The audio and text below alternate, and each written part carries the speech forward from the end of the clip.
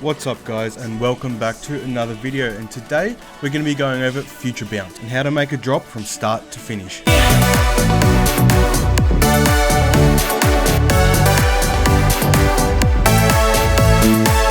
So what is future bounce?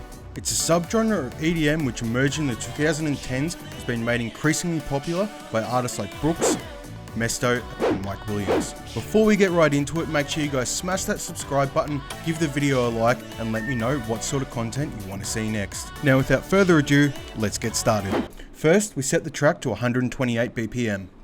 Now the first thing we're going to go over is the drums. Whenever I'm making future bounce, or any track for that matter, I always start off with the drums to set a really nice groove for the track.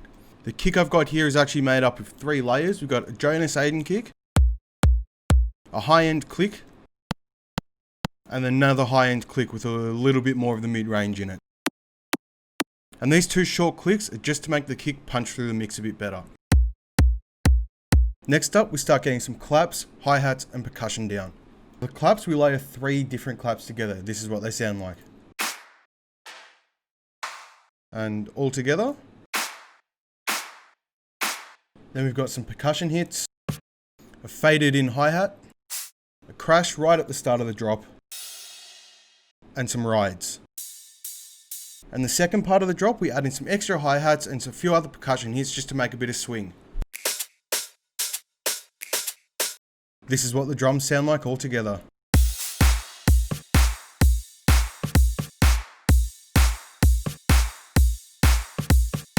And in the second part,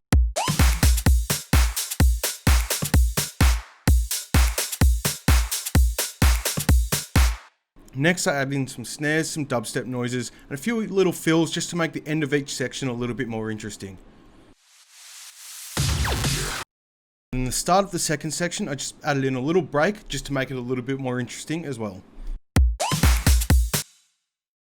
You'll see how that comes together when we start adding in bass and leads. Now, let's move on to the lead. We're going to be working in F sharp minor.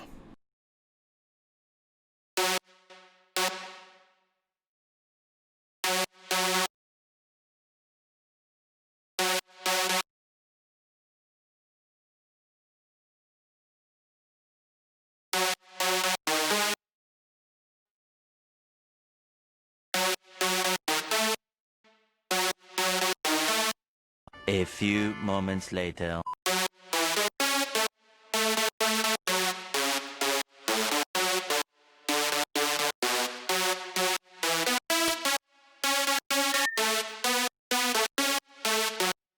This lead is just a simple superstore with the bend plus minus turned on and a few effects.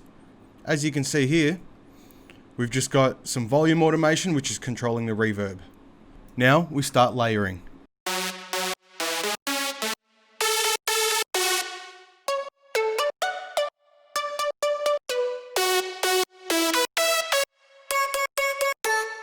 And this is all together.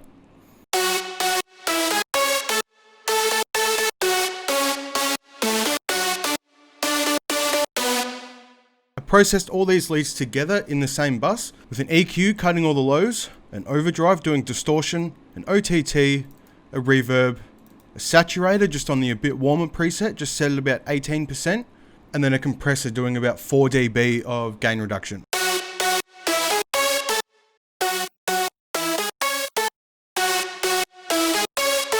You can see it makes a massive difference and really brings the lead together. Next up, I added in some chords to follow along with the main melody.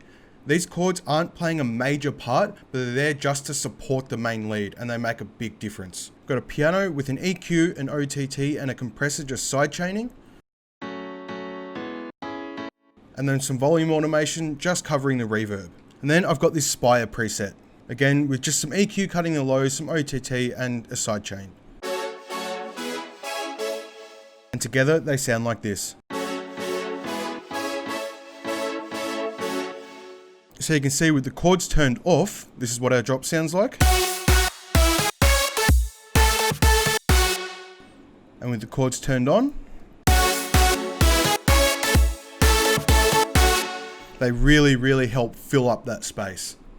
Now, let's move on to the bass. This bass I've got basically just follows the same melody as the lead, but with a few little variations just to help fill up a few of the gaps. It's made out of 5 different serum patches. So this is the first one, the second, the third, the fourth, and then the fifth is just the low end. And all together they sound like this. So the processing I've got on these is an EQ cutting all the low end on everything apart from this low end bass, an OTT, a glue compressor, and then a compressor just side chaining. So without all the processing, we have this. And then with all the processing, you can see the processing makes it a lot more aggressive and really helps glue it all together. Next we added a distorted brass hit just to follow along with some of the bass hits. Then some more dubstep noises just to fill up some of the gaps. And then some small effects like snares, shakers, downlifters, all that sort of stuff just to help bring everything together.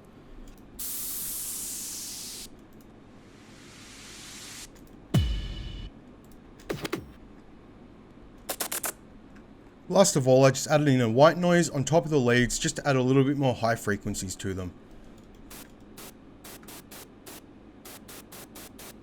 And that, everybody, is how to make a future bounce drop just like Brooks or Mesto. Let's have a listen to the final result.